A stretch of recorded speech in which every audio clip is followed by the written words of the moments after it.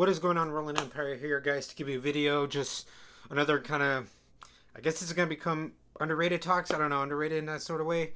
But just giving some spotlight to Avengers Age of Ultron, just that kind of thing. And just saying, like, yeah, when this movie came out, it was a very understandable. Like, I understand some of the critics, and I was kind of like one that felt like that too. I was like, it didn't live up to the first one, you know. It was still too much to, a lot too more of a pot. Like, there was more stuff added, and, some of the things of, like, certain things that work best, like, with the conflicts, the conflicts that went on with villains and heroes kind of thing, so I really get that. But as years gone by, as we went on now, seeing it, how it's done in the universe, how there's been a lot of Avengers movies kind of thing, it really is nice. And sometimes, I gotta say, like, I still like the first one, but sometimes the second really just edges a bit. It's just more easier to access, I guess. It's more entertaining. Again, there's a lot to do in this film. I know there's a lot of catching up. There's a lot of kind of like planting seeds for just all these movies, but it's so enjoyable. I like how now that we can assemble the crew, it's nice to see what does the crew do. What are they now? Their missions, and then adding some people here, having Ultron, Scarlet Witch, Quicksilver. Like I like their acquisitions. Like sure, like Ultron wasn't the best, but still it was a nice kind of way to see how this was Iron Man's kind of thing. So it's kind of like that, just that budding, the budding that I did like. And damn, Quicksilver, Scarlet Witch, and Quicksilver really were a nice dynamic to add on. I really wish we got more for Quick. Like Quick was really nice in that way, but it's nice seeing them kind of be added on and stuff, and seeing the whole Avengers kind of like just. It's seeing it more like daily, like it's in their daily lives, how they hang out. And then there's still more missions. I like it like in the way where like we get more of like Hulk actions kind of thing. We get a Hawkeye introduction. Sure, it maybe slowed a bit of the pacing and whatnot, but in that movie, you kind of needed it because of the way everything was moving. And now seeing how it's been added is like, it's nice we knew. Like, we had to fit it somewhere, I guess. But then seeing a lot of the banters, like, seeing how Bruce and Tony work with one another, seeing how, Steve and Tony were going to have that, yeah, ooh, that battle. Like, just sprinkle a bit of, like, what's going to be, going on. And then seeing that, how that had repercussions. I like that they used the template of the film to have repercussions for a lot of the phase 3. So, hey, that does kind of help in a way in its film.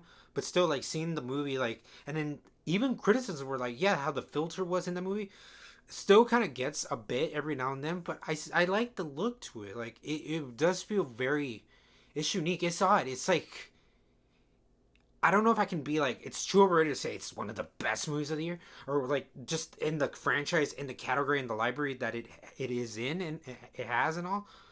But also it's so underrated that it's not as bad as people make it out to be. It's still really enjoyable.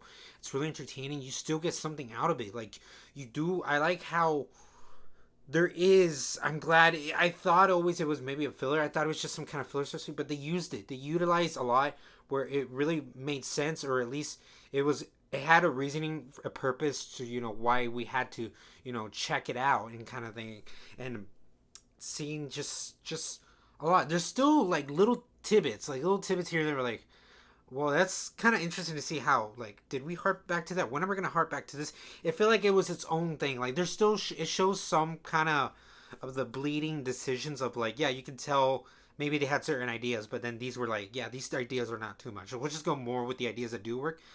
But in my way, like in my interpretation, I am really glad that this movie really didn't get bogged down as much. I'm glad there's been others that kind of almost maybe derailed the whole universe. This one, I'm glad it really didn't derail the universe.